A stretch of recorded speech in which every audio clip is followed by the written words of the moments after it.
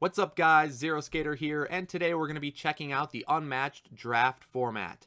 And this is a format that we used last year during GenCon, so some of you may be a bit familiar already, but we are going to be using it again in upcoming events for some of the conventions such as Origins coming up in a few weeks in Ohio, and GenCon yet again later on this year in August. So it's a really fun format, and it was designed with in-person play in mind because you may have limited access to components. Not everybody has multiple copies of all of the sets, and so unlike online play where we have unlimited resources, you're a bit more limited for physical play, and that is where this format I think really shines because you can really tweak it to fit your needs. So we're going to be doing a little bit of a deep dive on how to set up the format if you're an organizer and just how the format works from the player perspective. And I think it's a fun, unique little way to play. It's semi-competitive, I would say. It's not, hyper-competitive like some of the other tournaments, but it's really just a fun time for everybody involved. So I'd highly recommend you try it out if you haven't already. So before we get into it, as always, be sure to attack that like button if you enjoy the video and subscribe for more Unmatched content. And with that said, let's get on over and check out the Unmatched draft format. Alright, so here we are over on Vorpal Board, and if you're unfamiliar with Vorpal Board, go ahead and click my affiliate link in the description below to learn more, but it's really just a great way to play Unmatched online. It looks very clean, great for streaming, and I'm sure if you've checked me out on Twitch, you've seen this before in action. But enough about that, let's get into the draft. Now what is a draft, you might ask? Well, in many card games, drafting is where you open X amount of sealed product, you'll choose a card, and then you'll pass it. And then you'll choose another card, and you'll pass it. You'll choose and pass until you're left with enough cards for a playable deck. Now, in our case, for Unmatched, since all the decks are preset, it's a little bit different. And when I talk about drafting, I'm simply referring to the process of choosing your hero lineup, forming your roster that will be played throughout the tournament. So, in our example, we're talking about an 8-player single elimination bracket. That means 8 players, each of them will have 3 fighters in their roster to make a total of 24 fighters, and it will be played over 3 rounds of single elimination. So it goes from 8 to 4 to 2, and then there's your winner after the 3 rounds are played. So let's first talk about how to construct the draft packs because you have a couple of different options. You can go fully random, which I wouldn't necessarily recommend. You can go random, but in a way where it's balanced, so we'll call that balanced random, or you can go curated. And with curated, of course, you can do any combinations that you please, and the balance can be tweaked to your liking. Now let's go ahead and discuss each one individually a little bit more in depth. So if you're doing all random, that's cool. It's the easiest way to set it up, although the problem you might run into is if you get one pack that is all high tiers, one pack that is all low tiers, and let's say those players that the packs are distributed to are on opposite sides of the table. So one player ends up drafting, or a couple players I should say, end up drafting really strong lineups altogether, and then on the opposite side of the table you have players drafting really low power level lineups. And so that when they face off against each other in bracket, it wasn't balanced in terms of even their opportunity to craft a good roster because you're limited to the options that you're given, right? So in that case, it creates for an uneven tournament experience, and that is something you would ideally want to avoid unless you really don't care and it's just whatever for fun with friends. Do as you please. But for our Gen Con events, we needed to make sure that it was at least somewhat balanced. So that is where balanced random comes in.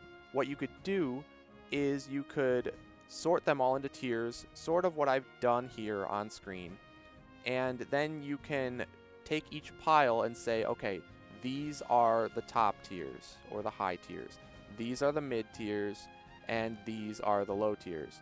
And then you'll take each pile and shuffle them up, and then you'll randomly distribute one high tier, one mid tier, one low tier into each pack so that all packs are totally balanced and each player has the same opportunity to snag the same power level of fighters, right? So that'll keep it balanced and fair for everybody involved.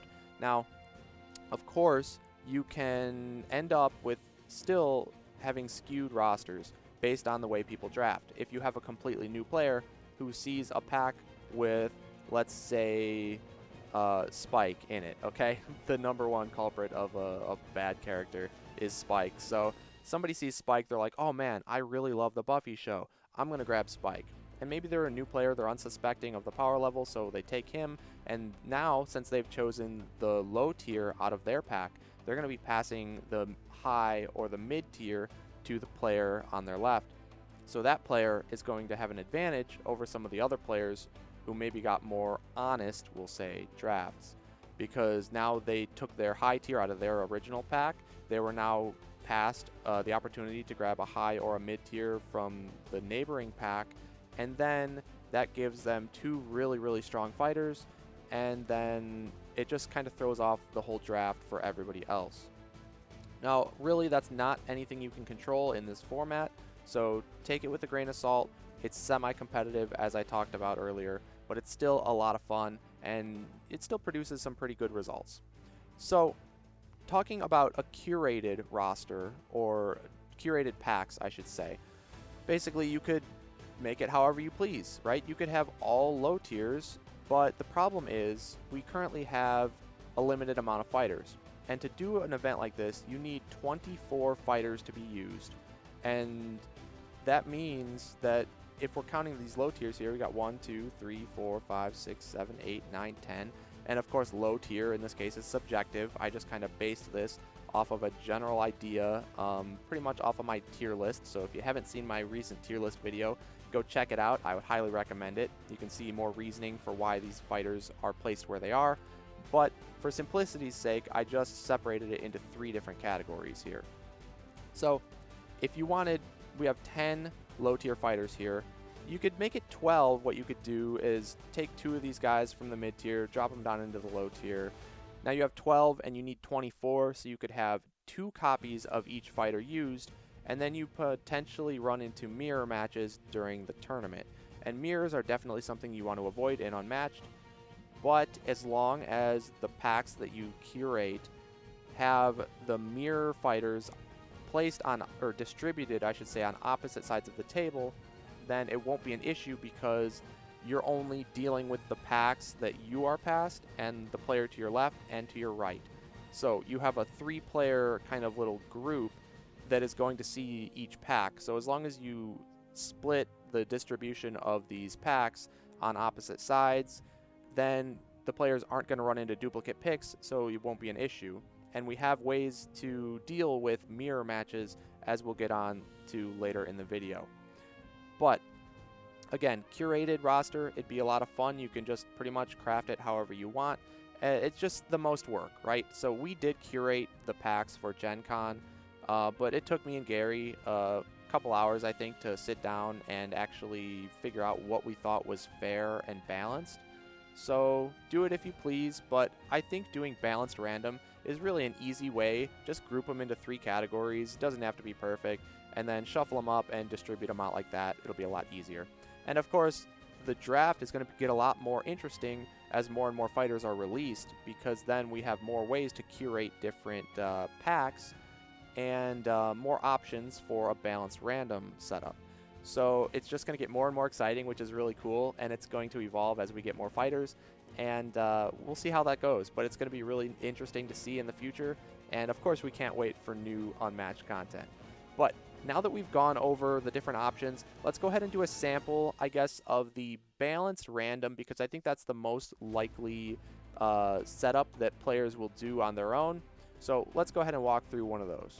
So as you can see here, I've created a deck for high tier, mid tier, and low tier.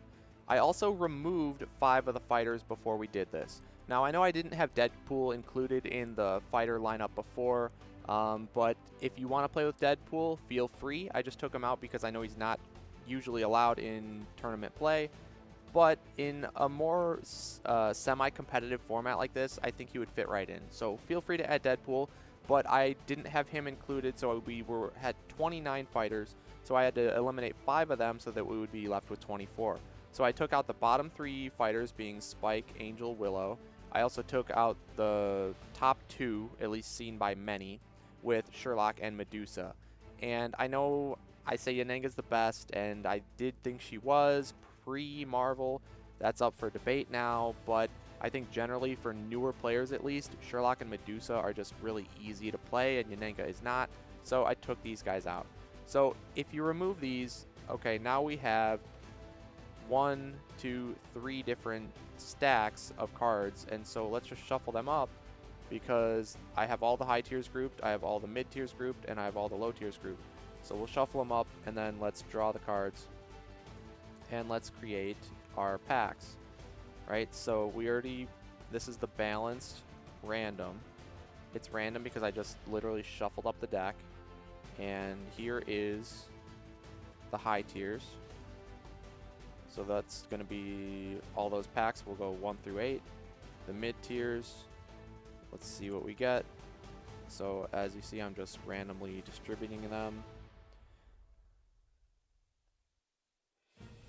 And then we're going to go with the low tiers. Same thing. Shuffle them up. Let's move everything up a little bit better into view. And distribute. So we're going by columns because, like we said in the beginning, we want to have 1 high tier, 1 mid tier, 1 low tier in each pack. So this is a pack here with Electra, Bayo, and Ghost Rider. Another pack with Yanenga, Muldoon, Invisible Man. So now that we've created the packs, then you're going to distribute them out to the players, and they will go through the draft process, which I'll outline in just a second. But part of the fun of a draft here is getting the choice, right, to pick the fighter that you like the best. But if you were to separate it out like this, and there's a clear-cut high, mid, and low tier in each pack, it almost does the choice for you, which can take away some of the fun. So I do recommend maybe trying to split the tiers a little more broadly.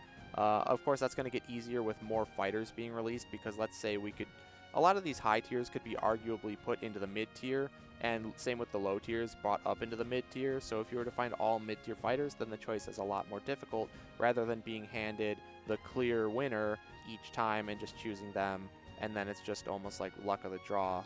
You didn't really have the agency to choose your roster in a sense. But that's part of what you're going to run into with a limited amount of fighters, so you just got to make do with what you have.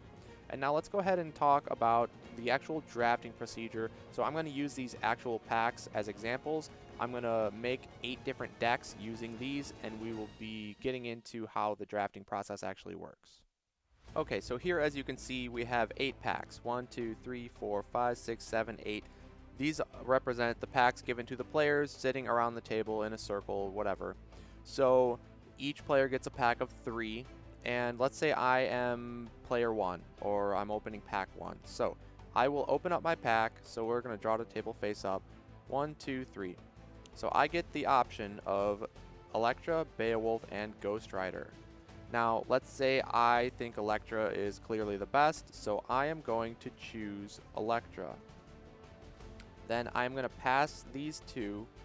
You go clockwise at first, and then you're going to go counterclockwise with the second one. So these 2 are going to get passed to player number 2 right here.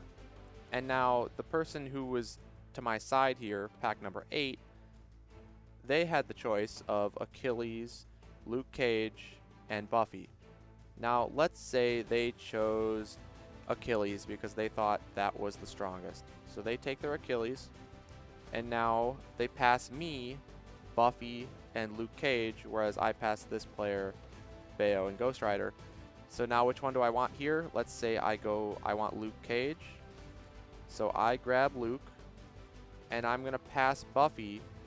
Now in this case, instead of passing 1 space to my left or clockwise, I'm going to pass 2 spaces counterclockwise. So this one gets passed off to this player over here. So if you look at the pack that this Achilles player opened up, they have 1. The player to their one side has 1, being the Luke Cage that I took, and player to the other side has 1, being the Buffy that was left over. This, Buffy, Achilles, Luke was his original pack, his or her. So you're always only going to be dealing with the packs to either side of you and the one that you are initially passed. But anyways, now let's say this person during the second round They wanted Beowulf, but we didn't even see their initials. So let's see what their initial pack looked like. It was Invisible Man, Yen, and Muldoon. So let's say they wanted Yananga. They passed these two to this player here, player number 3. But now when I passed them these two, player number 2 wanted, let's say, Beowulf. So now they pass this pack, not again the same way, but 2 spaces back. So that is going to go Ghost Rider to this player. And now this player here, they passed the Muldoon and Invisible Man. Let's say this player 3 wanted Muldoon. So then they're going to pass this back the 2 spaces, and I am going to end up with Invisible Man. So this would be my roster of heroes. And now I will only get to play each of these heroes one time during the tournament, because if you're doing an 8-person elimination bracket, that means 3 rounds. So during each round, I have to play a unique fighter. So eventually, if I want to win this tournament, I'm going to have to get a win with Invisible Man. Now, maybe that's not a big challenge for me, as I'm a well-known Invisible Man main, I would say, or former Invisible Man main at least. But to newer players, that might be more of a challenge. So what it ends up being is a cool dynamic of choosing when do you play each fighter. Do you want to open up with your strongest fighters in the earlier rounds in hopes that you're going to make it to the finale, and then you're going to have to win with your weakest fighter in order to win the tournament? Or are you going to try to get a win with your weakest fighter early on, while your opponents might not be quite as strong or skilled players, and try and sneak past your win early with the weaker fighter so that you have stronger fighters in the finale if you make it there? It's kind of more risky that way, right? Because you might not even make it to the finale playing your weaker fighters, but it might set you up in a better position once you actually do make it there, or if you make it to the finale. So it's just a really interesting strategic element there. And you kind of got to know your opponent, or be able to read your opponent. And obviously you're going to be looking at their lineups as well. Because if I have a round where I see my opponent has all favorable matchups for Invisible Man, I'm going to take that while I can get it, because my next opponent might not have as many matchups that would be favorable for me. So we'll talk a little bit more about that in the match procedure. But this is how the draft works. So as you see, this is what I ended up with for my roster.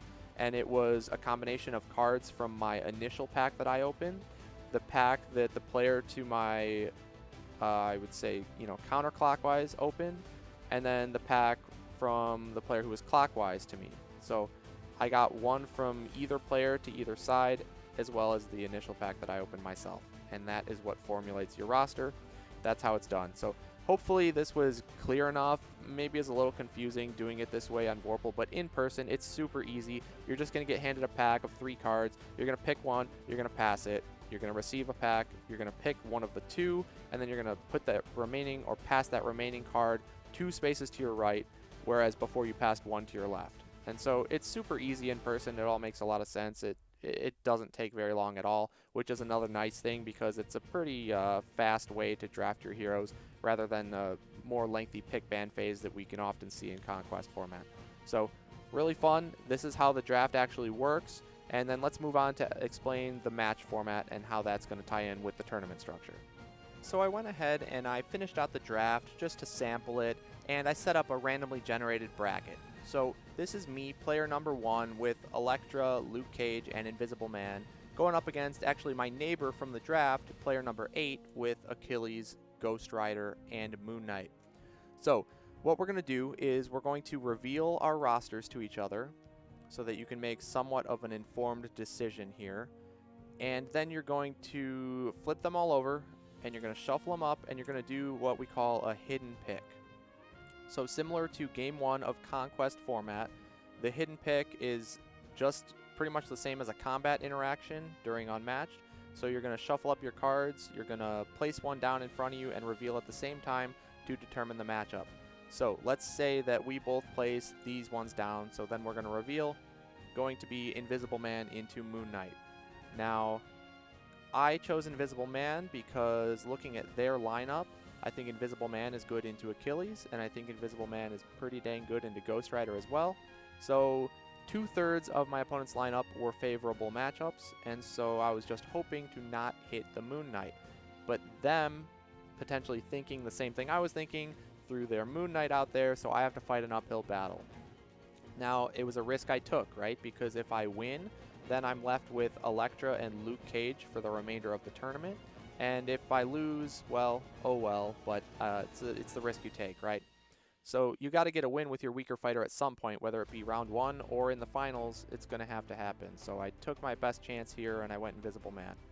Now, at the start of each round, the TO will distribute map priority numbers because we're assuming this is a physical event where we have limited components. So we only have, let's say, 1 copy of each actual physical map to play on. So they pass out map priority numbers randomly, 1, 2, 3, and 4.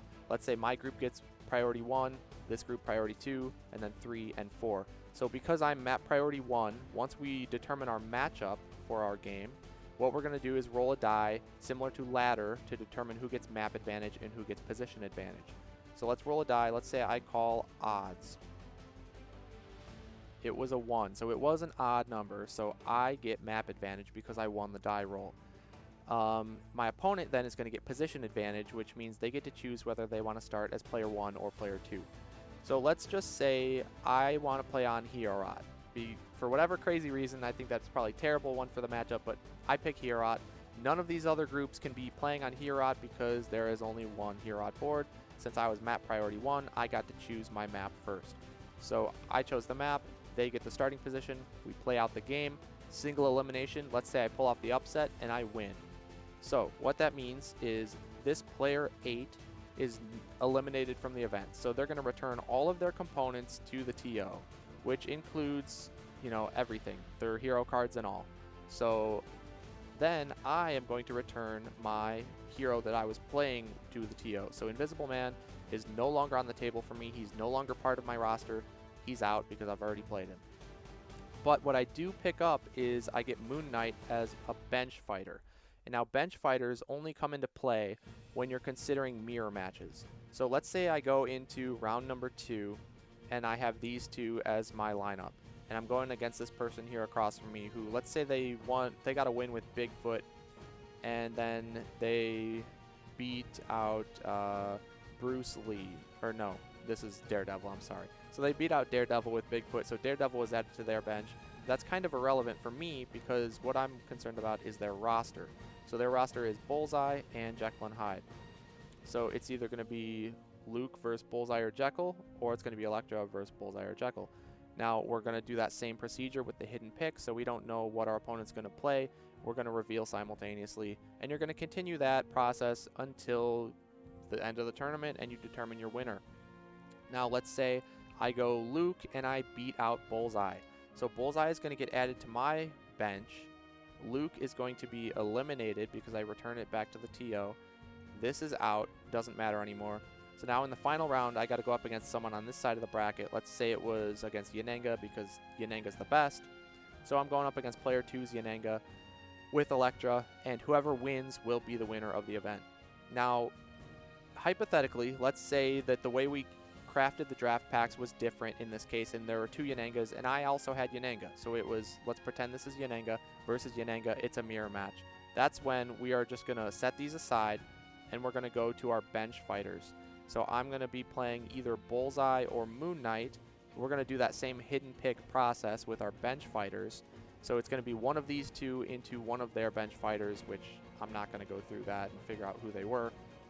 But just know that it's not obviously going to be Yanenga versus Yanenga because there are no mirror matches allowed in Unmatched, at least as we know it. So that's how it works. It's a lot of fun. I think the optimal way to set up the packs is just to not have any duplicates, so you don't even have to worry about the bench fighters. But they do help alleviate the mirror match issue if you end up running, say, duplicates of all the fighters because maybe you don't have the newest ones that have been released or whatever the case may be. Maybe you wanted it to be a little more balanced, and so you did it that way on purpose during a curated setup for the draft packs. But regardless, I think it works out pretty well for, again, semi-competitive format. And it's a lot of fun trying to figure out when to play your power fighters, if you should try to hold them until the end, but that means you have to get a win with a weaker fighter up front, or if you just try to make it to the final round, and then you're left with whatever you happen to have remaining, and you just got to pull out a win with that to win the event. So it's a lot of fun deciding your pick ordering, as well as obviously the whole draft itself. And it seems a little complicated again, but it's very, very easy when you actually get into it. It's just a little harder to demonstrate with all these card backs flying around everywhere. But let's go ahead and talk a little bit about some modifications that you can do in order to suit your kind of event. Maybe you have a smaller player count or you have limited sets. So let's talk about just a couple of modifications you can do to the format. So the first thing you could change, as we discussed earlier, is just the way you set up the draft packs, right? So instead of doing the balanced random, you could curate your own packs to make it turn out however you'd like. You could have maybe all mid tiers. Granted, you'd probably need, again, more fighters overall that fall under that category, but eventually the roster or the lineup, the Unmatched universe, I'll say, is just going to be so vast that you'll have so many options, which is just really cool because this format can evolve as the game evolves. And so another thing is to modify the amount of players participating in an event.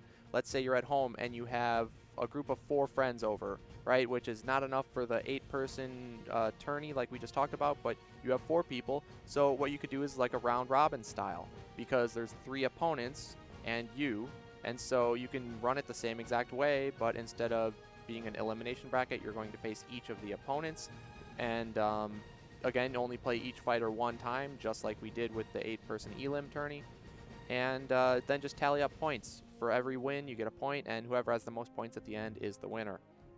So you could do that, or if you have, let's say, 16 people instead of 8, you could either run 2 pods. This is what we did at GenCon. We ran 2 pods simultaneously, which was just 2 separate 8-man tourneys.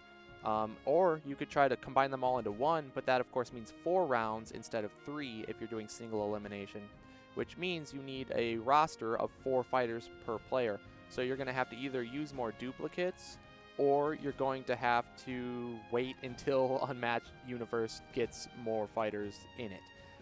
Either way, though, you could definitely make it work, but it's just a longer time commitment and just a little more in-depth, but totally doable.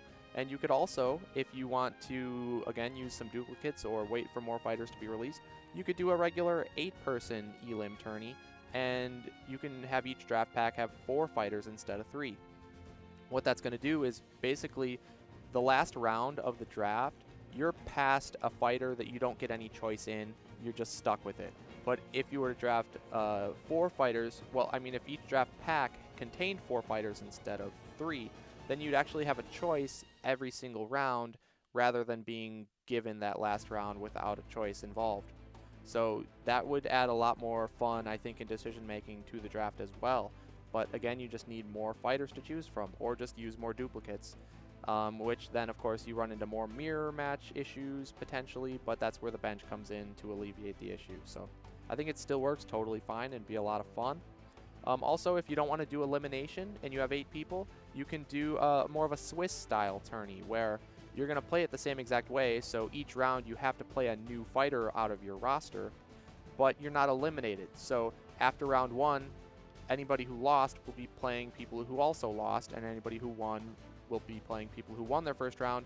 And what that ends up doing is it kind of starts grouped up and it branches out to either side. So at the very end, you have a clear-cut first place, a clear-cut second place, a clear-cut 7th place and 8th place on the lower end, and then you have a 3rd and 4th who are tied, and a 5th and 6th who are tied. I believe that's how it works out. And if you take into account tiebreakers, meaning just look at the people who you beat or lost to in their records, you can actually rank a straight 1 through 8 at the end of the event if you choose to do it that way. So that's a lot of fun, and it means every player plays every round, so the full 3 rounds rather than being eliminated. But for conventions like GenCon and Origins, we figure it's probably best to do elimination, because if they want to play more for fun, they can do that, but it doesn't tie them up to playing more and spending more time with that when they know they don't have a shot at winning anymore. So they are free to go off and do whatever else they are wanting to do, because time is of the essence, as we all know, during a busy convention. So a lot of ways to modify this format, makes it a ton of fun. It's very modular, and you can customize it to your liking. So hopefully you guys all give this a shot, try it out. If you're going to be at any of the conventions, definitely try and sign up for those events that we are running officially. But even just with your friends at home or online or at your local game store, whatever it may be, give it a shot, customize it, have fun with it. Let me know down in the comments what you think. If you do end up trying this out, how you liked it, how you went about creating your draft packs and all that. I would love to hear back from you. But again, it's all just for fun. It's a great semi-competitive format, great to play in person. So I hope you guys all enjoyed it. And that's going to do it for the draft format, everybody. Hopefully it was clear enough and I didn't ramble too much. But if you still have any questions, feel free to leave them in the comments and I'd be happy to answer. Or check out the rules document linked below, and that will hopefully help clear up any questions, and it's a little more neatly laid out. So with that said, again, give it a shot. Let us know what you think. I'd love to hear back from you. And it's still a very much experimental format because we've only really ran it at Gen Con last year, and it was really well received. So I can't wait to see how it evolves in the future. And the best thing about it is it's only going to get better, right? Because as the Unmatched universe expands, we're just going to have so many more drafting possibilities. So that's super exciting. And we're going to be running it at the upcoming conventions. So Origins coming up in just a few weeks in Ohio, as well as Gen Con later in the year. If any of you are attending those events, come find me there. I'd love to meet up, chat Unmatched, and hopefully you can try out the format for yourself in person because it's a blast. And we have some big plans for Gen Con as well, outside of just the draft format, so stay tuned for those. As well as I also have some big plans for the channel coming up soon. So it's a great time to be an Unmatched fan, and I'm super excited for what the future holds. But if you enjoyed this video, be sure to give it a like, subscribe to the channel for more amazing Unmatched content. And if you want to see me playing on Twitch live, go check out my channel at twitch.tv/ZeroSkater12. And it's always a fun time hanging out, chatting while playing some Unmatched. So that's going to do it for this one. Thank you all for watching. I'm ZeroSkater12, and I'll see you next time.